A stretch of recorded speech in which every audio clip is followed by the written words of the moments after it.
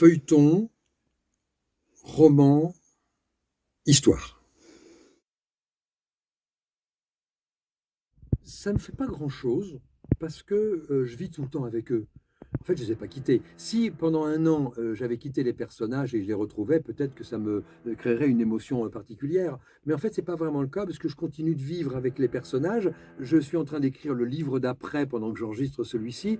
Donc simplement, je suis un tout petit peu troublé par le fait que je vis mentalement avec des personnages en 1959 alors que le livre ici se passe en 52. Donc mon problème est plus chronologique, mais c'est pas un problème affectif parce que je continue de vivre avec eux et ils ne me surprennent ni me déçoivent, je les suis pas à pas. Je lis à voix haute, notamment les dialogues. Parce que les dialogues, c'est comme, comme pour les dialogues de films. Il faut vraiment les prononcer à voix haute pour voir s'ils fonctionnent bien.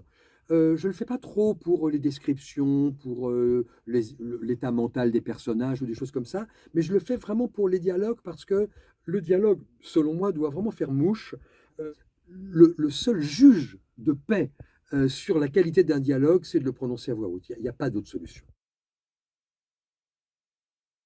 Je retrouve à la lecture les émotions que j'avais ressenties à l'écriture. J'espère que ce sera la même chose pour eux qui retrouveront à l'enregistrement le plaisir qu'ont eu ceux qui ont déjà feuilleté le livre ou qui avaient lu les précédents. Enfin, en tout cas, qu'il y aura une continuité entre ceux qui ont touché le papier et ceux qui vont accéder à l'enregistrement du livre, parce que c'est pour moi un moment assez émouvant puisque c'est la dernière fois que je lis le livre et que je l'abandonne en quelque sorte page à page et que d'une certaine façon, je l'offre au lecteur et dont il sera maintenant, je dirais, le destinataire définitif.